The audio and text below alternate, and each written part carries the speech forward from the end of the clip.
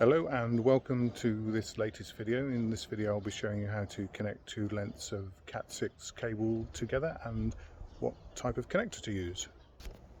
These are the sort of tools you'll need: pliers, cut your cable, this knife to cut the outer sheath off the cable, your punch down tool for making the connection, screwdriver, and this is what we're going to use. So this is focus for you. This is an inline coupler, and I'll just take the cover off and show you inside.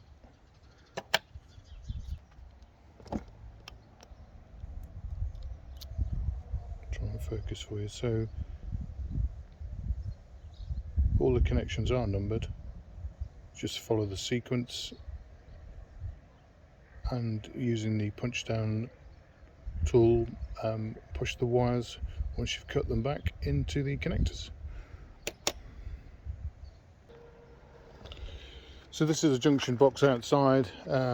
This is a proper inline connector for indoor and outdoor use, but what we had before was we had these pushing connector. Basically it's a normal Ethernet plug on the end into this connector block here, and that's not really a long-term solution. So you see I've partially widened this one already.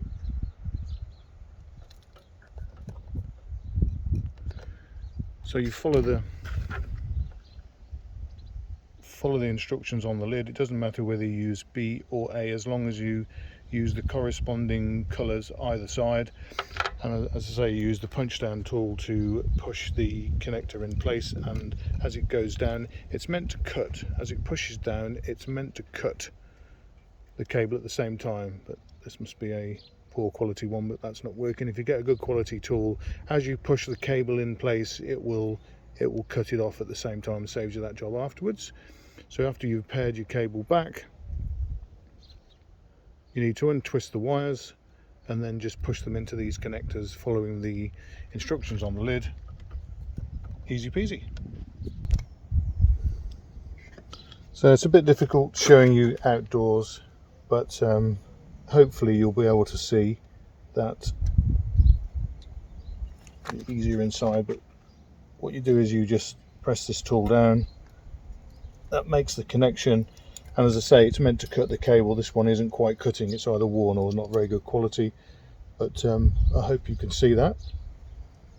Let's just do it again. This is the last connection.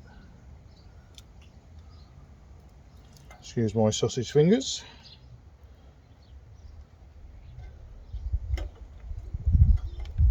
There you go, we'll just trim that up, and that's half the connector done. Let me just come out on the camera.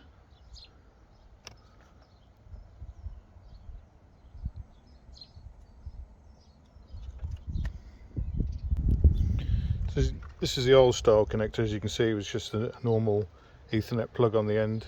I mean, it's okay for indoors, but if you're, as I say, if you're making an outdoor connection, connections such as this, then long term with moisture build-up, etc., and corrosion on the connections, it's probably best to use one of these style.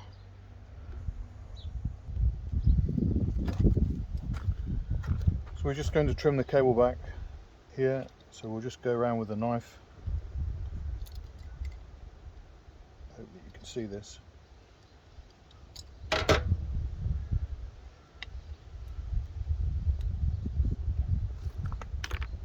Sheath off.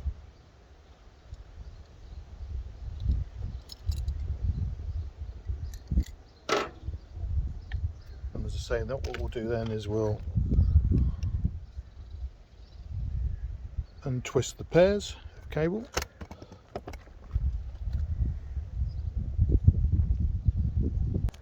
Yeah, so they're all untwisted now, ready to go into the connector block. Yeah, so there's all our connections made, all nicely trimmed up. Put the cover on now.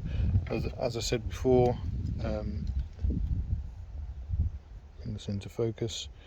It doesn't matter whether you use A or B, as long as you use the corresponding numbers either side, then you can't go wrong.